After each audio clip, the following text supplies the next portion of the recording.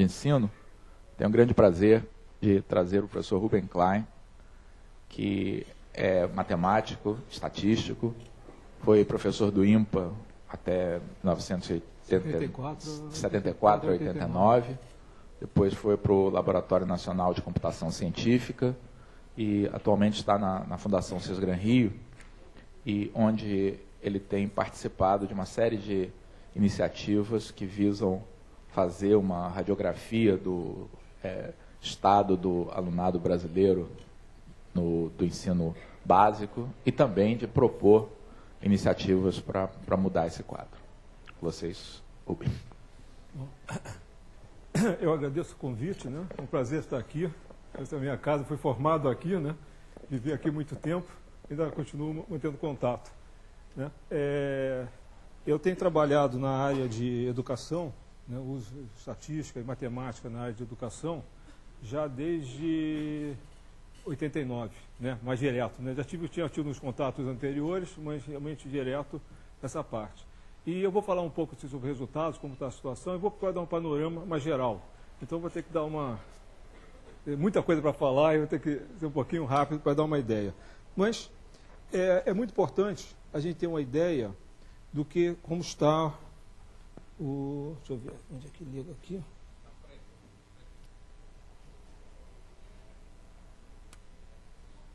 Como é que está a educação, tá certo? Para isso a gente usa várias ferramentas. A gente tem o censo educacional, que nos dá informações sobre movimentação e fluxo escolar, sobre matrículas. A gente tem informação da PNAD, que nos dá também informações também sobre movimentação e nos dá informações sobre conclusão de curso, participação, vou mencionar. E são dados diferentes, um é o dado proveniente da escola, outro é o dado proveniente de pesquisas domiciliares, domicílios de indivíduos, são dados da natureza.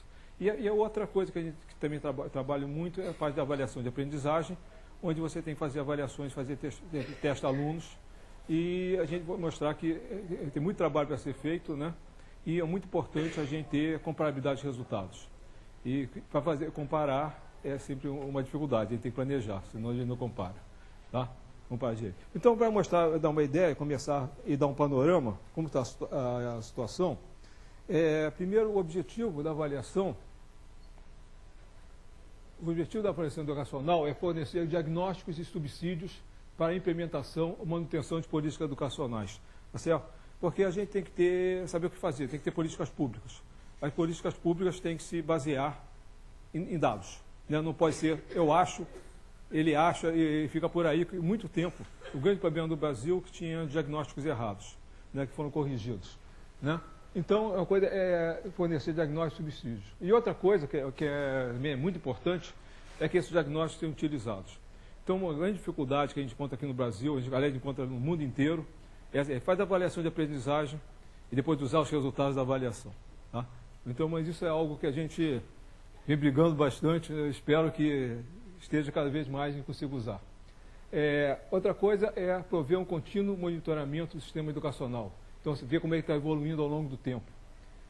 Obter e organizar informações periódicas e comparáveis sobre diferentes aspectos do sistema educacional e também, um outro tipo de análise que se faz, identificar variáveis que ajudam a explicar o desempenho ou sucesso do aluno, especialmente variáveis passíveis de intervenção pelas autoridades educacionais e sociedade. Tá certo? Porque não adianta nada dizer que somente, como todo mundo sabe, que o desempenho está associado ao nível socioeconômico, que o sistema educacional não pode mexer no sistema socioeconômico, a gente vai resolver o problema. Quer dizer, isso é algo que, com o tempo, a sociedade tem que resolver, mas sozinho o sistema educacional não vai resolver. Quer dizer, é um ciclo vicioso, melhora o nível socioeconômico, deve melhorar a educação, se melhorar a educação, espera que melhore o nível socioeconômico, mas você tem que ter medidas que possam afetar a educação agora, melhorar a qualidade da educação agora, e não pode ficar esperando a melhoria do nível socioeconômico.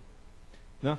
E informações que a gente tem que obter é movimentação do fluxo escolar, quer dizer, seria a eficiência, como os alunos estão caminhando no sistema, né? Se eles estão repetindo muito, se eles estão passando, essa coisa toda, e atendimento, acesso, depois a gente tem aprendizagem, e também tem avaliações, fazer sobre despesa, custos, recursos, como é que isso está sendo gasto, quanto é que tem, se é suficiente ou não. Eu vou mencionar os dois primeiros, movimentação e fluxo escolar e aprendizagem. E na avaliação cognitiva, que é uma das coisas que a gente vai falar aqui, um objetivo é informar o que populações, subpopulações de alunos em diferentes séries sabem e são capazes de fazer em um determinado momento e acompanhar a sua evolução ao longo do tempo. Tá? Isso pode ter ou não ter como objetivo fornecer informações sobre alunos ou escolas individuais. Por exemplo, o SAEB, o Sistema Nacional de Avaliação da Educação Básica, que tem sido feito com a sua forma atual desde 95, e a cada 2 anos, ele não dá informação sobre uma escola. Ele não tem nenhuma amostra sobre alunos de uma escola. Ele dá informação sobre os alunos brasileiros. Né? É claro que a amostra, não vou falar muito, a amostra é estratificada, é representativa em cada unidade da federação, ela é estratificada por dependência administrativa e também ela tem uma estratificação por capital, interior e coisas desse tipo. Tá? Tamanho de escola, algumas coisas assim. Tá certo? Então, isso nos dá uma ideia do que... quer dizer, então o SAEB nos daria informação sobre os alunos, e sobre alguns estratos, algum tipo de alunos. Até tem avaliações estaduais ou municipais que você está interessado em saber como está cada escola. Então, você ou vai trabalhar com o universo dos alunos, ou você tira uma amostra de alunos em uma série para avaliar esses alunos para poder falar sobre a escola. E se você quiser realmente saber o aluno em particular, você tem que dar, muda um pouquinho também, você tem que avaliar melhor aquele aluno. Quando você avalia o sistema como um todo, você não precisa ter tanta precisão sobre um aluno, você vai testar a população, tá? Sobre todo. Só para dar uma ideia dos diagnósticos que a gente obtém, antes de a gente ver mais alguma coisa, só para falar um pouquinho, o que a gente só adiantar, hoje em dia, praticamente nós estamos com o acesso universalizado no ensino fundamental. 98% das crianças de 7 a 14 anos estão na escola. O acesso à primeira série é de 99%. Tá? Então, praticamente todo mundo está na escola. O que não está universalizado é a conclusão do ensino fundamental. Nem todo mundo termina o ensino fundamental. Hoje em dia, cerca de 65% dos alunos que entram estão terminando o ensino fundamental. Então, ainda falta bastante. Né? E muito menos o ensino médio. Tá? Então, são duas coisas. Você tem acesso universalizado, mas não tem conclusão universalizada. Agora, o mais interessante é se pegar crianças de 7 a 14 anos, a gente vê que eles ficam, em média, mais de 8 anos na escola, tempo suficiente para terminar o ensino fundamental, que são 8 anos, né? E a gente olhar que de 7 a 14 anos, 97% está na escola. 98% está na escola. Quer dizer, o pessoal está na escola. Não é mais como no começo da década de 80, que a gente começou, que você não tinha, a gente tinha só no 89%, 90% na escola. Agora está 97% na escola. Ou seja, se você pegar dos 8 aos 12, 8 a 13, 98% está na escola. Então o pessoal está na escola. Bom, houve progressos, né? Então a gente sabe da escola. O que aconteceu desde que a gente corrigiu o diagnóstico da repetência? Deixa eu mostrar um gráfico aqui da repetência, para vocês verem a evolução da repetência, que é bastante grande. Tá? Se a gente olhar a repetência média de primeira a quarta série, vocês veem que primeira a quarta série, no começo da década de 80, era cerca de 40%. De cada 100 alunos, 40 repetiam uma das séries. Se você olhasse somente a primeira série, 60% repetia a primeira série. É uma coisa absurda. Hoje em dia está em torno de 30%. Tá? Caiu pela metade. Tá? É uma coisa doida. E aí você vê aqui da primeira a quarta, aqui agregados de quinta a oitava, aqui primeira a oitava, e aqui até aqui o ensino médio. Então a gente nota aqui, vê aqui, o seguinte, a primeira a quarta está caindo, né? Ainda continua caindo, está estabilizando ali. Felizmente a primeira série, que é a que está puxando para baixo, está caindo, as outras estão mais ou menos estabilizando. Tá? E quinta a oitava, já tem um quadro mais preocupante. Ela caiu, chegou a 97, tá? E deu uma subidinha de novo, e mais ou menos está ali estável em volta daquele patamar. Tá certo? 2003, já tem um dado 2003 que não está no gráfico, né? Que esse é outro problema com a educação. Todo ano tem um dado novo, né? Todo ano você tem que atualizar os dados, tá certo? Então essa transparência é mais antiga, mas eu já acabei de fazer as taxas. 2003 está ali em cima, está igual.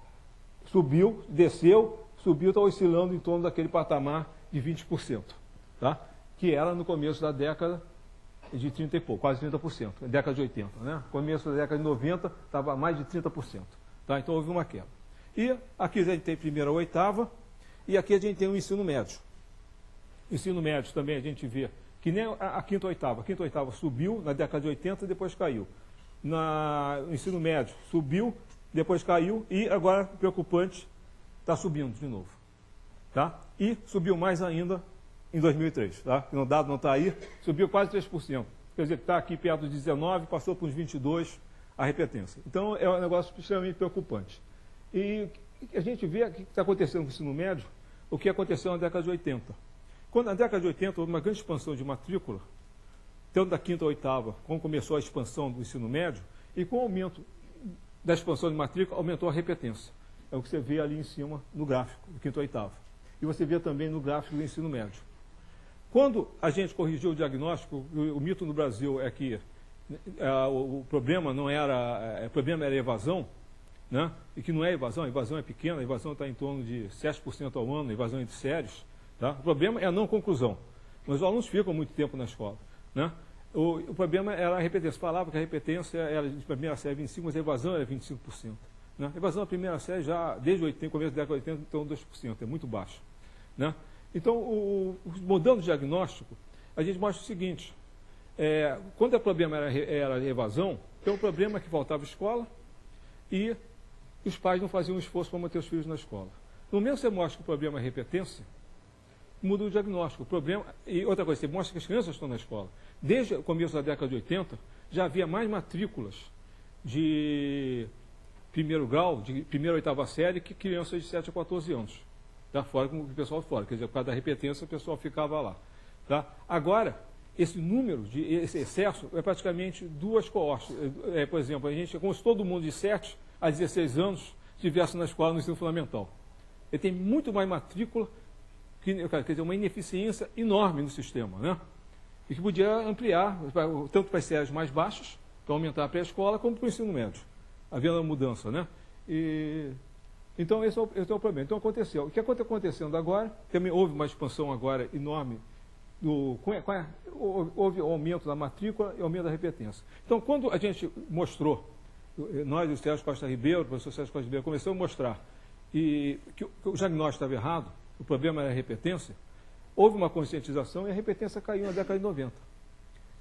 Caiu. E caiu, na realidade, caiu no começo da década de 90 até 97, 98, onde a gente vê aquele mínimo ali. E daí em diante, parou. Começou a estabilizar. 98, começa a estabilizar, subir um pouquinho e estabilizar. Só que o ensino médio está mais ainda. Isso tem consequências muito grandes. Por exemplo, vocês estão ouvindo falar, expansão enorme do ensino médio. Essa expansão acabou. Agora está começando a estabilizou e a tendência, se não acontecer nada de fora, é cair, é começar a cair. Por exemplo, a conclusão, o número de concluintes do ensino fundamental, há 2 anos já vem caindo. E por que aconteceu isso? Por quê? Por que houve essa expansão enorme de conclusão do ensino fundamental e aumento na matrícula do ensino médio na década de 90? Porque com a repetência caindo, mais alunos seguiram.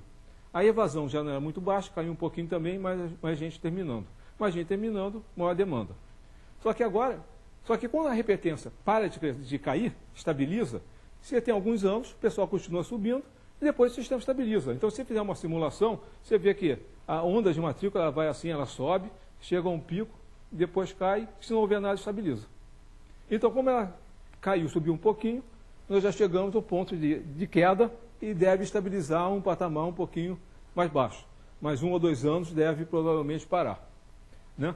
E isso tem consequências. Se o número de concluintes do ensino fundamental diminui, o número de ingressantes no ensino médio diminui. Tá? A matrícula do ensino médio não está caindo mais porque a repetência está subindo. Então, quer dizer, o pessoal que sairia, estaria passando, saindo, não está, fica no sistema. Essa é uma outra coisa interessante que aconteceu. Quer dizer, o pessoal fica na escola, o sistema brasileiro não expulsa tanto assim, quer dizer, ele é tolerante. Ele não ensina, ele tem problemas seríssimos de qualidade, mas ele é tolerante. Tem vaga, fica na escola. Só que quando a idade começa a expulsar. Então a gente vê hoje em dia que eles começam a sair aos 15, 16, 17 anos. Aí começa, nos 15 já está 87%, aos 17 já está em 50%. Né? E por aí vai. É aí que começa. Só que o Brasil agora também tem, isso no ensino regular. Porque também tem os jovens adultos que começam a pegar esse pessoal, só que ainda não é muito grande, né? Está aumentando, mas ainda não é muito grande. Então a gente tem esse quadro. Mas isso é extremamente preocupante, porque houve essa onda, cresceu muito a matrícula do ensino médio, mas a repetência está subindo. E se a gente quer terminar, para dar uma ideia para vocês, se a gente supor que o aluno só entra na primeira série, e uma vez saiu ele não volta, se você puser taxas constantes de repetência e evasão, se você puser, para você conseguir a universalização do ensino médio, você tem que ter taxas de repetência e evasão muito baixas. Por exemplo, vou dar um exemplo para vocês, simulação. Se vocês pegarem uma taxa de repetência de 5%, tá? Você vê que as taxas de repetência são muito acima disso, né? Estão em torno de 20%, por aí. Taxa de repetência 5% em cada série. E taxa de evasão de 1% em cada série, tá certo? Ao fim de 11 ao fim de muitos anos, não de 11, só chegam ao ensino médio, só concluem o ensino médio 89%.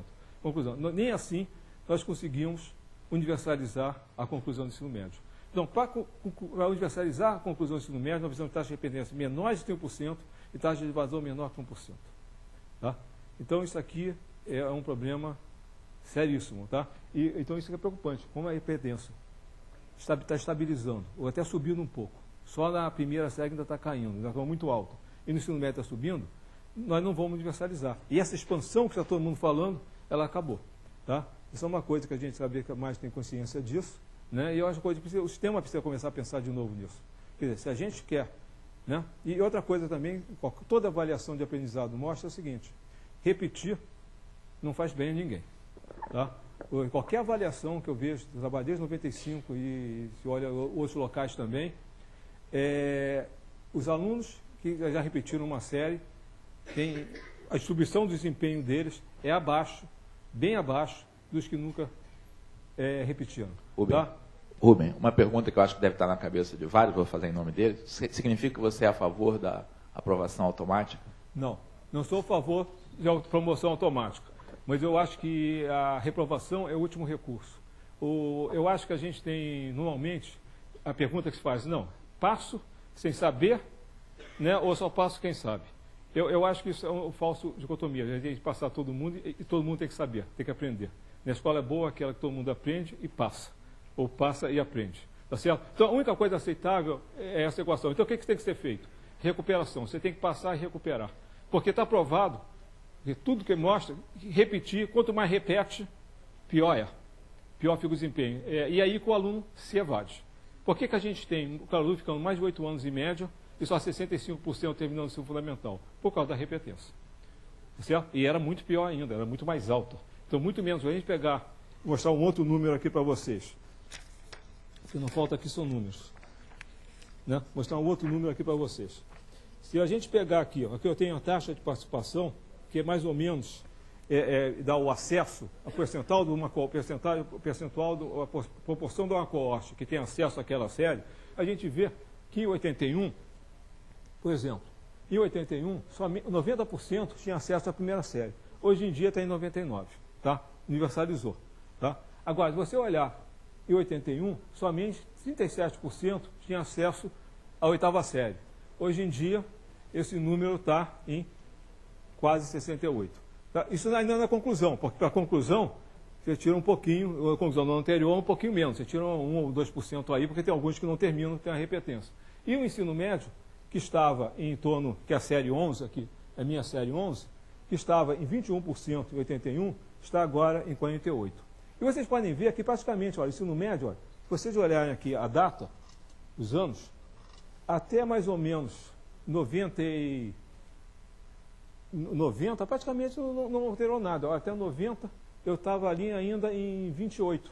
Né? O grande aumento foi na década de 90. Está em 28, ficou estável 28, e só lá para 98, 97, 98 que começa a subir. Isso coincide com a queda da repetência, a onda chegando.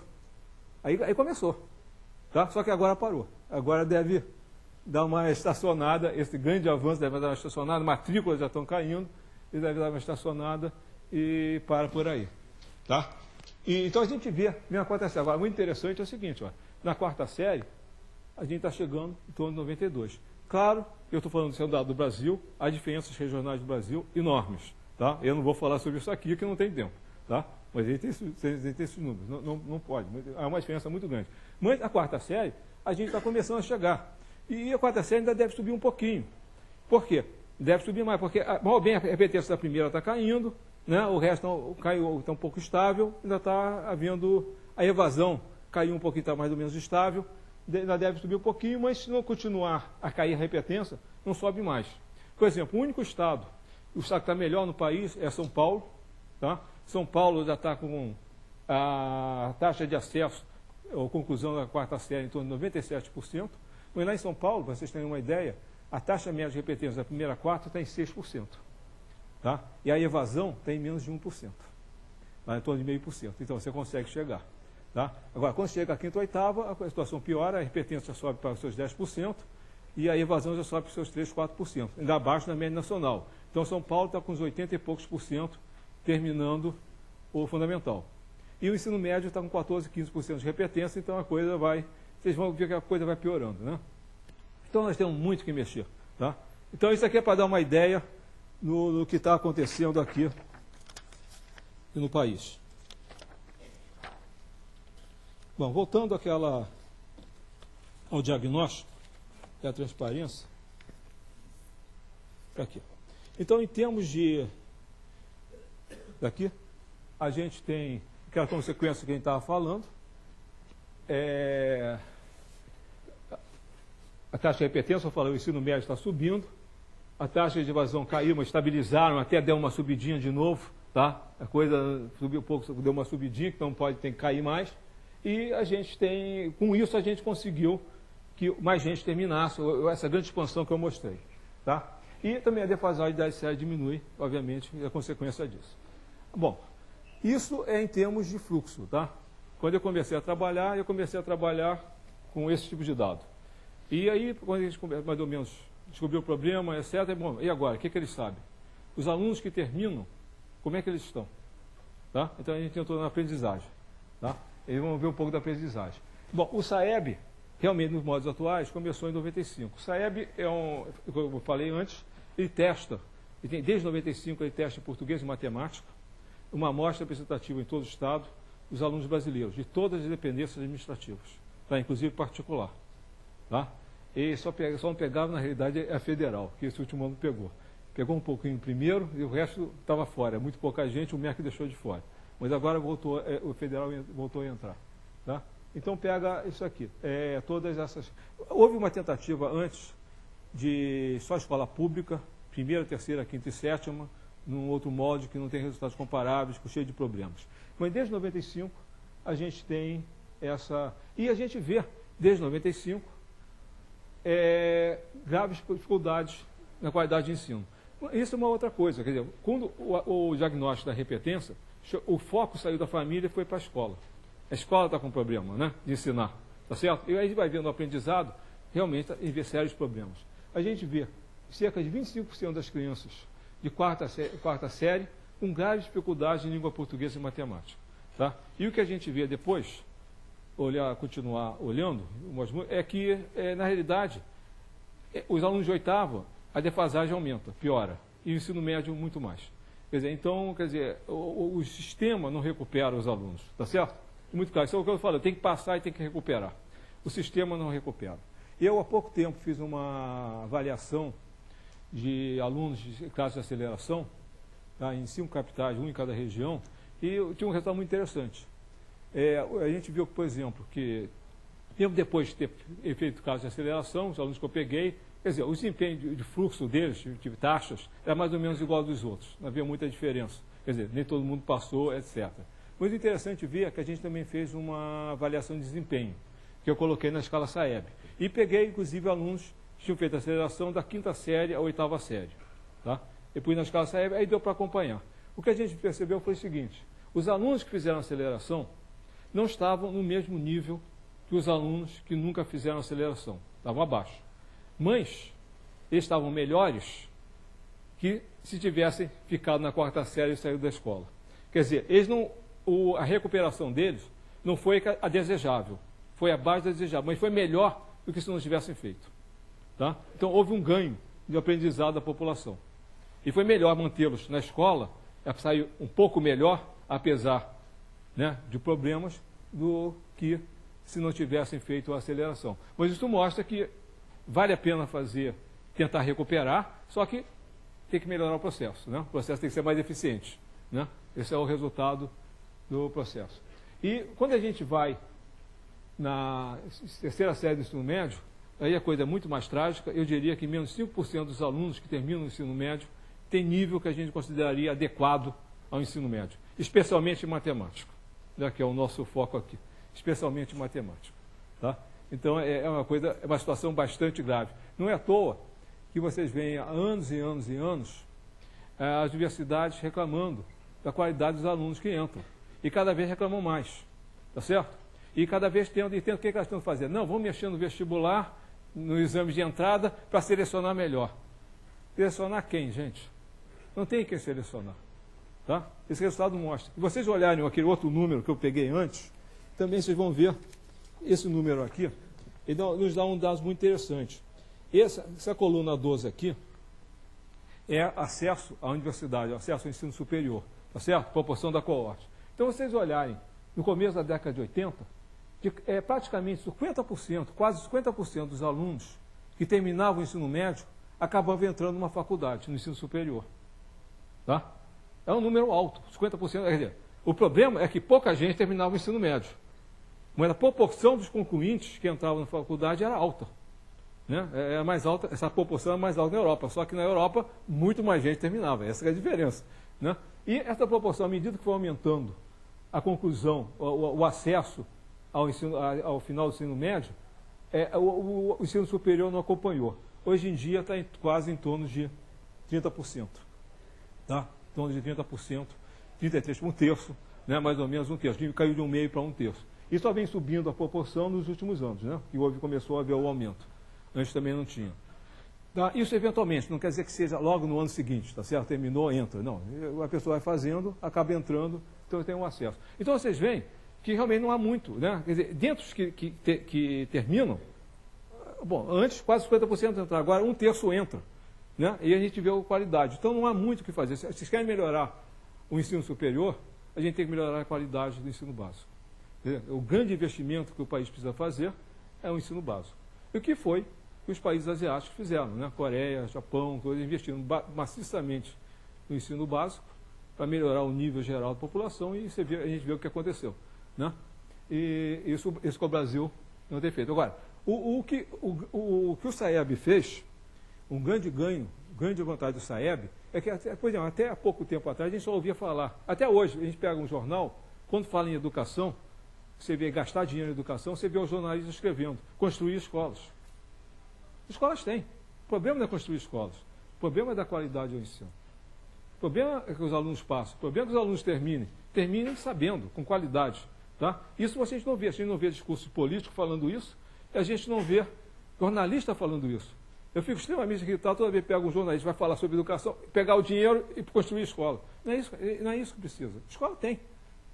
Tá? É claro que você pode, em alguns locais, você tem problemas de qualidade. Tem os cursos noturnos que não deveria ter. Tem certas coisas, né? Mas aquele curso intermediário, de coisa é cada vez praticamente inexistente. Né? E a gente ouve histórias. Às vezes eu ouvia história no local que existia porque tinha excesso de professor. Eles tinham que inventar turmas para o professor. Então tinha que criar aqueles turnos. Então a gente ouve histórias de todos os tipos. Tá certo? Então, quer dizer, então, o problema agora é qualidade, é investir bem. Porque dinheiro eu acho que existe, o problema não é dinheiro. O problema é investir bem. O dinheiro é que não chega, né? Onde devia chegar, como a gente sabe sempre, né? A gente está vendo, né? Então o problema é chegar lá. Tá? Agora, não adianta, por exemplo, o Zé não vai resolver o problema da educação agora. Se você quintuplicar ou decuplicar o salário do professor, você não muda nada na educação. Quer dizer, o salário é importante, obviamente, você tem que melhorar as condições da carreira, inclusive para atrair gente de melhor qualidade. O grande problema que a gente tem é a formação dos professores, formação inicial, que é bastante. Então, com toda a formação continuada que se faz, capacitação de professores que a gente vê, eu ouço falar nisso desde a época formado, que nem na época eu pensava nessas coisas, gastam uma fortuna nisso, com efeitos mínimos. Né? Ninguém avalia a qualidade, obviamente, a qualidade no programa de capacitação. Né? E como é que a gente avalia? A avaliação tem que ver o resultado dos alunos. Né? Claro que melhorar o conhecimento do professor é importante, mas o nosso objetivo não é só o professor, mas o nosso objetivo é o aluno. Então, isso a gente vê praticamente nenhum programa fazendo isso. Tá? Então, eu acho que tem muitas coisas, eu acho que eu vou mostrar aqui para vocês o resultado da avaliação. Eu vou mostrar algumas coisas para vocês, tem que ser apropriados pelas licenciaturas, cursos de formação de professor e também pelos cursos de formação continuada, coisa que até hoje a maior parte da universidade, a maior parte dos cursos, claro, com raras exceções, ignoram, e fazem questão de ignorar, ou às vezes até por aspectos ideológicos que não aceitam a avaliação. Né? Então, isso é uma coisa que tem que mudar. A avaliação foi feita para ser utilizada, e bem utilizada, ela pode ter um impacto enorme. Agora, fazer avaliação para não usar é jogar dinheiro fora, né? Não adianta a gente só saber. Tá? Então, aqui dá uma ideia do que está acontecendo. Tá? Então, muito bem. Vamos falar então um pouco, já demos a ideia disso aqui, sobre como é feita essa avaliação, o SAEB, mais ou menos. Seu acesso.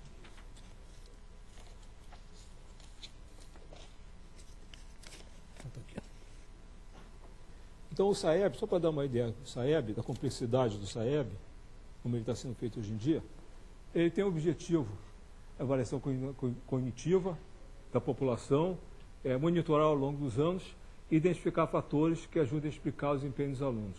Tá? Então, nisso tudo, entra muita matemática e muita estatística. Tá certo? Todo esse planejamento, as ideias são, no fundo, são estatísticas. Né? No SAEB, o objetivo não é avaliar escolas ou alunos, né? E aí vai saber, por exemplo, o SAEB não tem um caderno único de testes.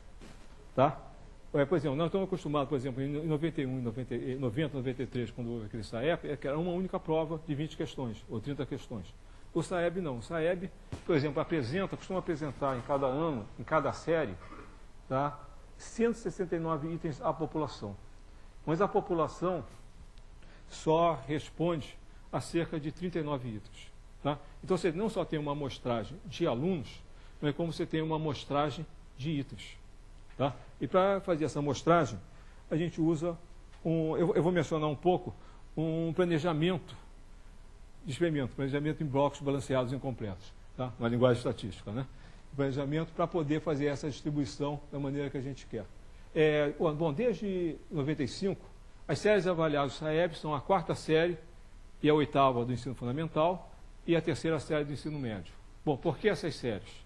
Bom, o motivo dessas séries é que elas são finais de segmentos, finais de ciclos. Né? A 4ª série mais ou menos coincide com o final do antigo primário, onde você tem praticamente um professor. Só recentemente você começa a ter 2 professores, um para a língua portuguesa e estudos sociais, outro para matemática e ciências, da 3ª e 4ª série, em algumas escolas. Mas isso é bem recente. Né? Então, é um ciclo. A 5ª série é o antigo ginásio, quer dizer, apesar da integração, é um antigo ginásio, e começa a diferenciação do professor por disciplina, muda completamente. E isso muda, tanto que muda, que a gente vê que a repetência era maior na 1ª, cai até a 4ª, na 5ª sobe de novo, cai até a 8ª.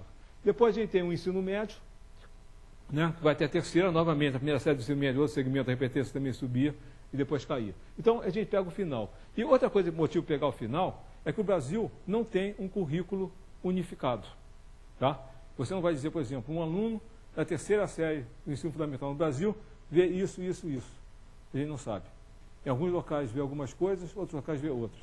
O que a gente sabe é que ao fim dos 4 anos, todo mundo deve ter visto um certo conjunto. Né? Nós agora, no projeto que a gente faz em Tocantins, o Paulo César também passou com a gente teve um choque, né? Por exemplo, temos 2 livros utilizados na 7ª série. Os 2 livros, na 7ª série, o material era disjunto. Tá? Não havia interseção. Claro que você pegasse a coleção daqueles 2 autores, de 5ª a 8ª, elas coincidiam. Quando chegava a 8ª série, todo mundo viu aquilo tudo. Mas na 7ª série, o que estava sendo dado na 7ª série, segundo os 2 livros, era diferente, totalmente diferente. Aí você vê a dificuldade de você, primeiro avaliar série a série, um país como um todo, e segundo, até de fazer uma capacitação em cima de material, em cima de livro, né? Porque o material é diferente. Tá? Então a gente também usa um grande número de itens para poder cadeia-teste diferentes. E agora, se eu tenho cadeia-teste diferentes, eu uso um grande número de itens para poder avaliar melhor a população como um todo. Tá certo? Repare que eu não estou interessado num aluno nem numa escola, estou interessado na população. E se eu uso cadeia-testes diferentes, eu tenho que me preocupar com a metodologia. Tá certo? Eu não posso simplesmente chegar e calcular o número de acertos, o percentual de acerto. Porque os cadernos, provavelmente, não têm a mesma dificuldade. Tá? E, às vezes, não tem mesmo até intencionalmente, como eu vou dar um exemplo agora. Tá? A gente vai usar uma metodologia chamada teoria de resposta ao item, que a gente está usando, que a gente introduziu aqui lá em 95 no SAEB, a primeira vez que foi utilizado aqui no país. E a gente, para poder ter uma escala comum entre séries, a gente inclui itens de 4ª série na 8ª e itens da 8ª na 3ª série. Então você tem itens comuns. E a gente tem mantido o bloco inteiro, um bloco inteiro comum. Então vocês pegar, por exemplo, um bloco de 4ª jogado na 8ª, normalmente são os itens mais fáceis para os alunos de 8º. Né? E às vezes você pega os itens mais dificilzinhos, né, para pôr na 3ª série, então esses blocos que vão para a 3ª normalmente são mais difíceis. Então você tem uma diferença de olhar o percentual, não dá, tá certo? Então você tem que tomar cuidado com a metodologia. Então tem que usar uma metodologia onde você pode pôr todo mundo, ter um resultado comparável. E outra coisa que a gente quer fazer também é ter comparabilidade ao longo dos anos. Tá? Então, para isso, o SAEB também não divulga todos os seus itens, tá certo? Pega alguns itens de um ano e joga no ano seguinte. Tá? E dessa maneira, a gente pode fazer o que a gente chama de equalização das diferenças e pôr tudo na mesma escala. Bom, só para dar uma ideia para vocês, que a gente vai falar alguns resultados, a escala do SAEB tem como referencial básico, um número, né, que é bem arbitrado, a média 250 na 8ª série em 1997. E um desvio padrão dessa série de 50, distribuição de proficiência dos alunos.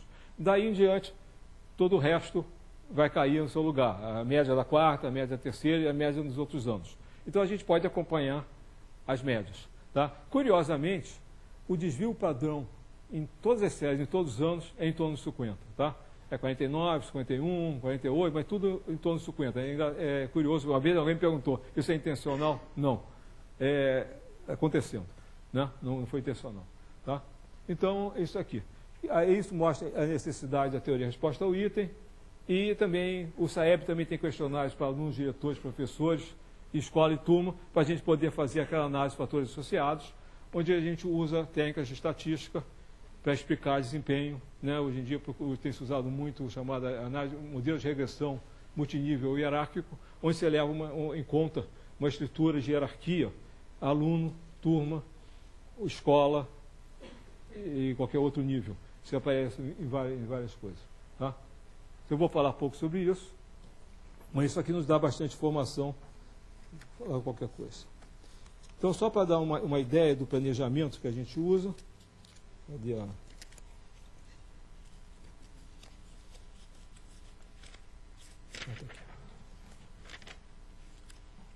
Tá. O planejamento do SAEB, para dar uma ideia, é algo desse tipo. Aqui a gente tem 169 itens distribuídos em 13 blocos, cada bloco com 13 itens. E com esses 13 blocos a gente forma 26 cadernos. Mas esses cadernos têm umas propriedades. Né? A gente chama isso aqui um planejamento em blocos balanceados incompletos. E a propriedade é o seguinte, é que primeiro a gente vê que ele é incompleto porque nem todo caderno tem todos os blocos. Né? Mas ele é balanceado pelo seguinte, porque o mesmo bloco aparece o mesmo número de vezes em cada posição. No caso, aparece 2 vezes em cada posição. Né? Você pega o 1, aparece 2 vezes, o outro 2 vezes. E, se você pegar qualquer par de blocos, tá? Pegar o bloco 5 e o bloco 12, você vai encontrar somente um caderno onde esse par está contido. E qualquer par vai estar em um caderno, quer dizer, e aparece somente uma vez. Você não vai encontrar nunca 2 pares juntos. Isso aqui é balanceado. Tá? Então, isso aqui nos permite, por exemplo, fazer estudos de dimensionalidade da prova. Porque eu posso calcular correlações entre acertos entre quaisquer 2 itens. Porque tem sempre alguns alunos que responderam aqueles 2 itens. Tá? Então, esse balanceamento é muito importante para esse tipo de análise. Sem isso, a gente não consegue fazer. Então, vocês veem que tem bastante coisa. E com isso, um aluno, quer dizer, você vê, o aluno tem várias dificuldades, várias coisas, a gente tem que fazer um bocado de coisa. E existem outros blocos, outros planejamentos. Hoje em dia, a gente tem até feito algumas avaliações estaduais. Tá? Bom, deixa eu falar, o SAEB, né, é do INEP, é do MEC, tá? Responsável do MEC. E o INEP tem feito licitações para ver quem vai aplicar, quem vai fazer, quem vai analisar. E, bom, felizmente até hoje a gente tem ganho, tem feito. Desde 95 eu tenho trabalhado no SAEB. Né? Agora estamos concorrendo para o próximo, desse ano. Vamos ver se a gente ganha. Então isso aqui é uma... o que eu estou falando é o seguinte, hoje em dia nós estamos fazendo até algumas avaliações estaduais e que a gente faz o aluno responder português e matemática, itens de português e matemática. Claro que vai responder menos itens de português, menos de matemática, que 39, né? Então fica demais. Mas aí a gente usa também um planejamento, só que em vez de 3 blocos em cada disciplina, a gente usa 2 blocos em cada disciplina. Né? Então, trabalha com 4 blocos e conjuga os planejamentos. Então, dá para fazer muitas combinações para trabalhar com isso aqui. Bom, para dar uma ideia dos resultados, deixa eu mostrar aqui uns gráficos, antes de mostrar.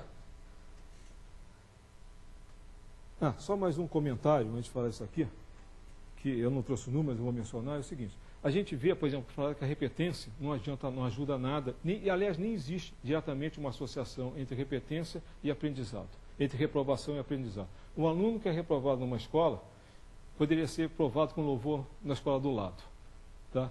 E vice-versa. Né? Isso não existe nenhum. Inclusive, o Brasil, de certa maneira, eu diria que a gente está no pior dos mundos. Onde a gente vê, regionalmente, onde a repetência é maior, onde a conclusão é menor, é onde o desempenho é menor também. Você veja bem, se a gente tivesse repetência, fosse aquele negócio, reprova, o sistema é altamente seletivo, mas quem passa sabe, tem uma alta qualidade, é ruim, mas pelo menos ainda teria uma justificativa válida. Né? Mas nós temos o contrário. Os locais onde reprova mais, onde menos gente termina, em geral, tá? nunca pode falar, é sempre, né? Em geral, são os locais onde o desempenho é mais baixo. Então, esse eu diria que são os piores dos mundos. Né? E não basta, você pode baixar a repetência, né, e piorar o desempenho. Né? Ou pode melhorar o desempenho. Uma coisa não tem nada a ver com a outra. Você pode melhorar o desempenho e aumentar a repetência. Porque aumenta a repetência, a escola fica mais rígida. Tudo pode acontecer. Na realidade, a gente precisa de 2 políticas. Uma, de baixar a repetência, e outra, de melhoria de qualidade. Elas têm que ser concomitantes. Não é uma vai resolver, tem que ter 2 políticas. E simultâneas, melhorar a qualidade e forçar a baixa da repetência. E tem que forçar a baixa da repetência, senão a gente jamais vai universalizar o ensino fundamental e o ensino médio. Tá? Então, isso é uma conclusão muito importante. Bom, então, para mostrar aqui, por exemplo, na matemática, aqui, 4ª série, aqui tem o Brasil, os resultados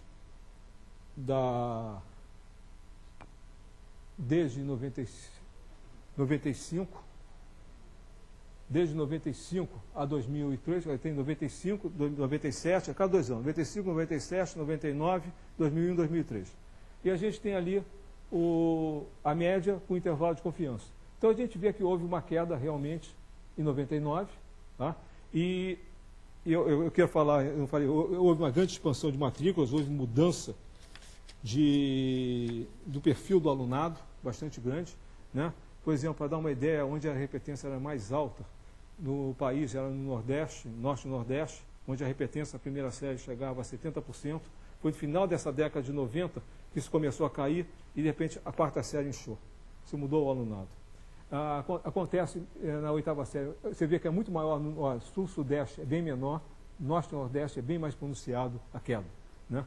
E você vê que os intervalos de confiança também diminuem nos últimos anos, porque o tamanho da amostra é maior. Tá? Então você tem mais precisão no resultado. Tá?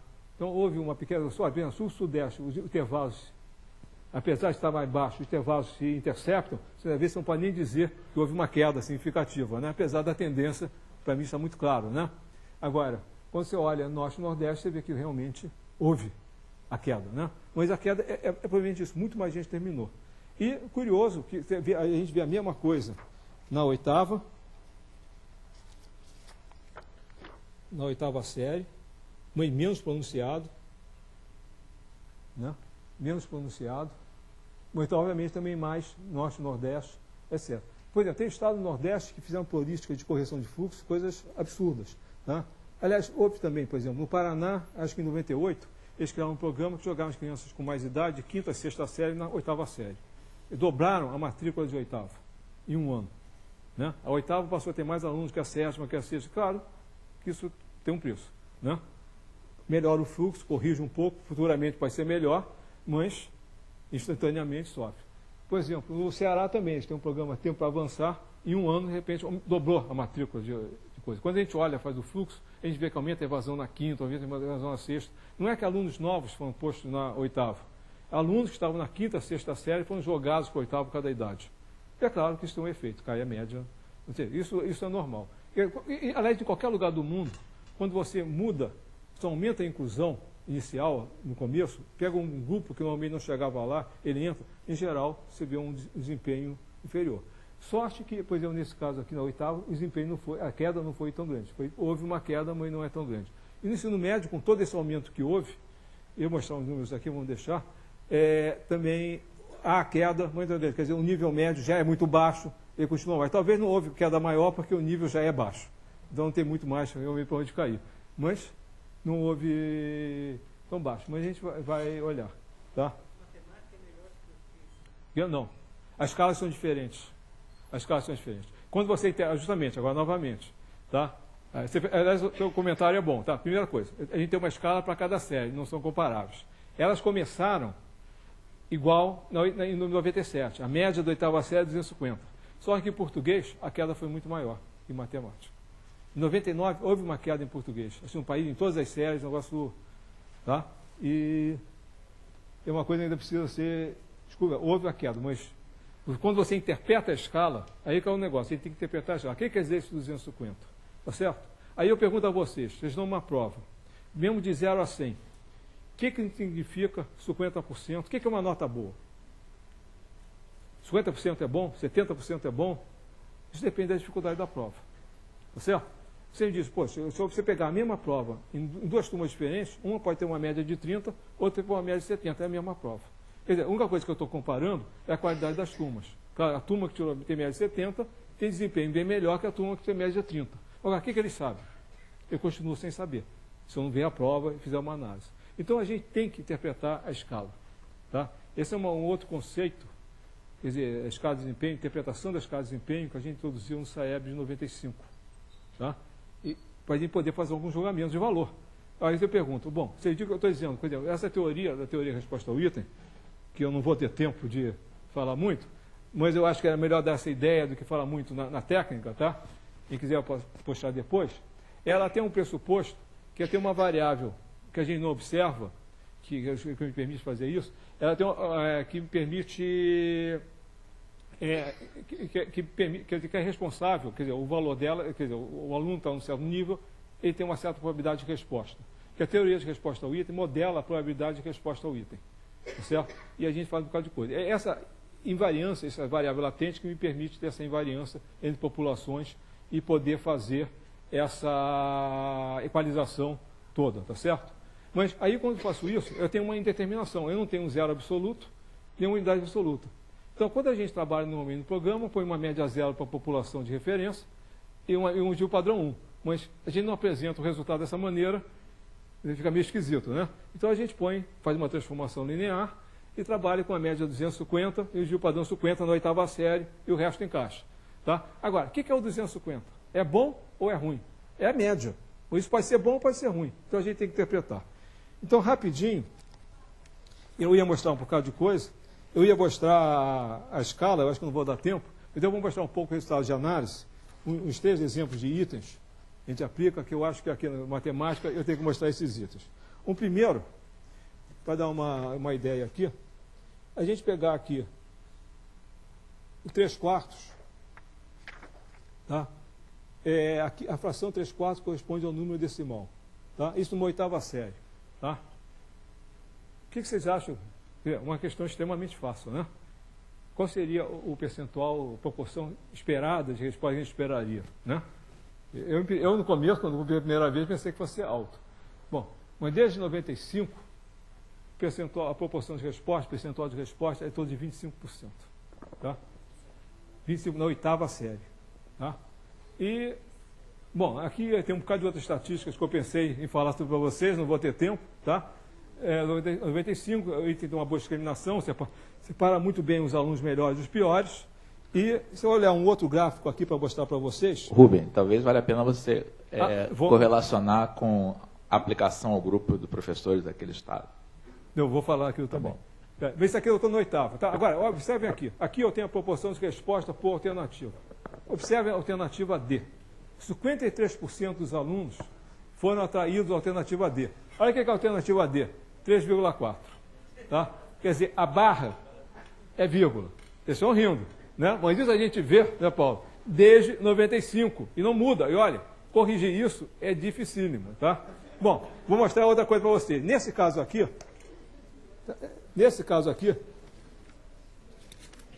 cadê o gráfico que eu estou querendo? Poxa. Ué, sumiu? Quarta série.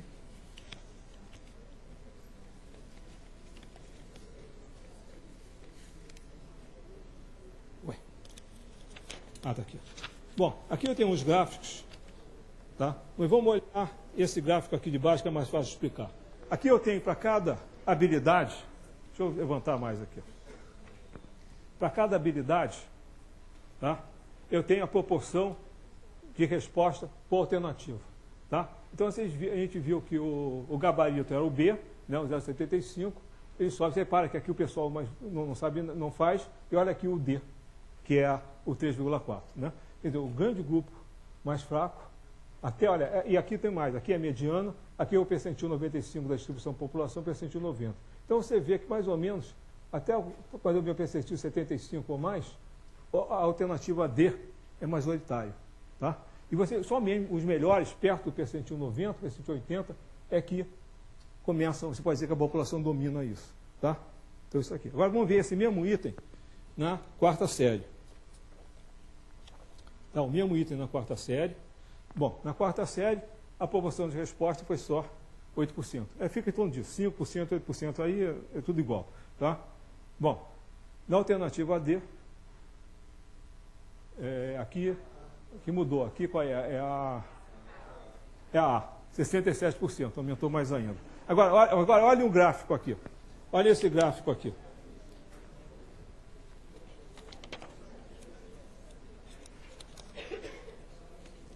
Agora, olha esse gráfico aqui. Cara, aqui não dá nem para ajustar. Mas agora, olha esse gráfico aqui. A alternativa A, correto? Qual é o pressuposto de toda a teoria de medida? À medida que aumenta a habilidade, aumenta a proporção de acerto. Olha aqui, qual é a alternativa que funciona como se fosse, entre aspas, a correta? A alternativa errada, 3,2. Tá certo? A correta está aqui. Ela desce, você vê ali em cima, ela vem para baixo. Quer dizer, quanto melhor o aluno, que eles acertaram foi chute. Quanto melhor o aluno, mais coisa. Isso aqui, gente, isso aqui eu tenho visto sempre. Isso não é aleatório. Isso indica o seguinte, que os alunos estão aprendendo errado. Você pegar a medida, ao contrário, a medida que aumenta a habilidade, a proporção de responder errado, aquela alternativa aumenta, isso quer dizer que estão aprendendo errado. Isso não é aleatório. Aleatório seria uma reta. Aleatório seria não fazer diferença nenhuma. Tanto os menores desempenho como o maior desempenho têm a mesma habilidade. Tá certo? Tem a mesma chance de acerto. Isso não é aleatório. Isso indica, bom, nós fizemos agora no Estado uma avaliação, apresentamos a professores de quarta série, uma questão desse tipo até mais fácil, né, que era meio, mais fácil ainda que isso, meio, mais fácil que meio não tem nada, né? Mais fácil que meio, né?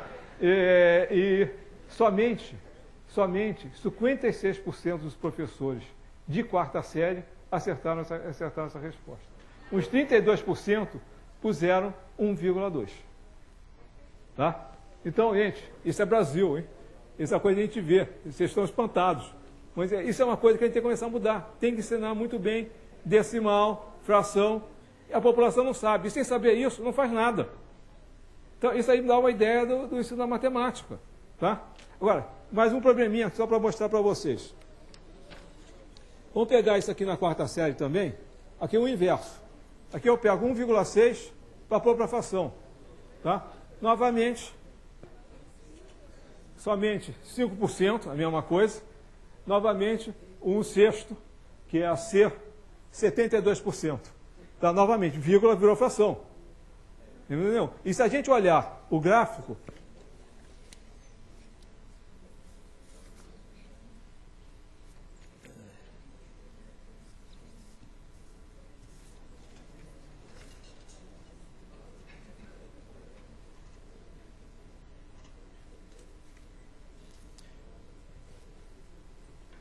deixa eu ver uma coisa aqui, assim, né? Se a gente olhar o gráfico, tá? Mesmo comportamento. Olha aqui aquela alternativa 1,6 aqui. A alternativa errada funciona como fosse certo. Tá? Novamente comprovando aquilo que eu estou falando. Tá? Então nós temos um problema seríssimo. Quer dizer, essa análise que a gente faz, que obviamente não tive tempo aqui, tanta coisa para falar, não tive tempo de mostrar para vocês como analisar os itens, mas isso aqui tem que ser utilizado nas licenciaturas. Tem muitos outros exemplos, até eu trouxe outros exemplos aqui, não dá para mostrar para vocês. Tá certo? Mas aí a gente consegue ver o que os alunos estão fazendo. E a gente vê que tem que mexer na formação do professor. Claro, os cursos magistérios são problemáticos, bastante problemáticos. Né? Olha, teve regionais no estado que só 36% dos professores acertaram a questão. Nesse 56, 36, quer dizer, é uma coisa assim, é chocante. Tá? Mas isso tem que ser, a gente vê pelo dado. Né? A análise mostra isso. A conclusão que a gente tira é essa. E tem muita coisa, às vezes, até que um professor acerta, mas ele não sabe explicar. Né? A gente já trabalhou com professores que pediam para explicar como é que se soma vai 1. Porque eu se explico vai 1. A gente vê de tudo. Né? Porque também uma coisa que a gente procura fazer é usar esses resultados para mostrar como usar os resultados. Né? Da mesma maneira que a gente quer sair, como os alunos estão andando, o que eles estão aprendendo, a pergunta é como é que se usa isso? É uma tentativa de usar, tem que usar os resultados. Né? A gente vê muitas outras coisas também. Por exemplo, eu sempre achei, um comentário à parte, sempre achei que, por exemplo, que a escola tinha que... O grande desafio da escola é ensinar, apesar do socioeconômico, né? Apesar do socioeconômico baixo, que é a maioria do país, tem que ensinar. Tá? E a escola, de alguma maneira, podia fazer esse papel mais independente. Mas quando a gente olha os dados, análise de fatores sociais, etc., eu tenho visto esses dados há anos, eu comecei a mudar de opinião. Quer dizer, além de mexer na escola, a gente tem que mexer na sociedade. A sociedade tem que começar a mudar. Porque o que a gente vê é o seguinte, variáveis importantes, incentivo dos pais para estudar, para ler, para frequentar a escola, um bocado de outras coisas. Tá? É cobrar se fez ou não fez. Então tem um bocado de coisa que é além da escola. Tá? E o ambiente familiar influi no resultado. Não é a família vai resolver o problema, não vai. Mas ela também tem seu papel, a sociedade também tem seu papel, não é só a escola. Inclusive de cobrar da escola um melhor resultado. Né? A escola pública tem que ter mais respeito pelos pais. Né? A gente ouve milhões de casos, a total falta de respeito. A educação não é um favor, a educação é um direito. Né? E os pais têm que reclamar. Né? E tem que cobrar.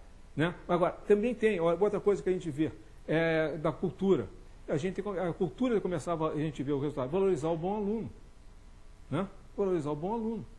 Quanto mais coisa o aluno começa a destacar, ele é deixado de lado, ele acaba ostracizado pelos pais, ele volta, porque ele não quer ser largado pelos pais. Quer dizer, então, essa valorização do bom aluno, que novamente os exemplos que a gente vê dos migrantes, que vão bem-sucedidos, dos países asiáticos, essa cultura aqui a gente não vê. Agora, essa desvalorização do bom aluno, não poder melhorar, a gente vê isso também em outros países, onde tem problema das minorias, que têm mau desempenho. Os melhores, tem vários estudos que mostram, os alunos que começam a destacar, são ostracizados pelos outros. Então, tudo isso, as análises também mostram, tá certo? É algo que precisa ser mexido pela sociedade. Sem isso, a gente não vai. Então, a gente tem que mexer na escola, mexer na formação do professor, na capacitação do professor, formação continuada, não é para remediar a formação do professor, é para ensinar coisas novas. Hoje em dia é a remediação, né? Porque não tem outro jeito. E a gente tem que mudar um bocado o sistema. Tá? Mas eu acho que, pelo menos, a educação está na pauta, a qualidade da educação está na pauta, coisa que há 10 anos atrás não estava. Tá certo? Ninguém falava nisso. Então, isso é um grande avanço, né? E eu espero que a gente consiga, em mais 10 anos, estar bem melhor do que está hoje. Tá? Obrigado.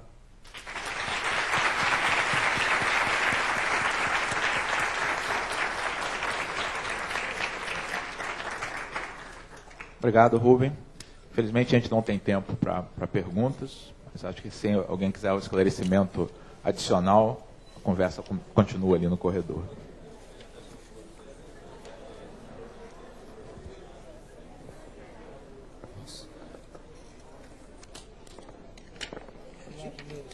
Yeah.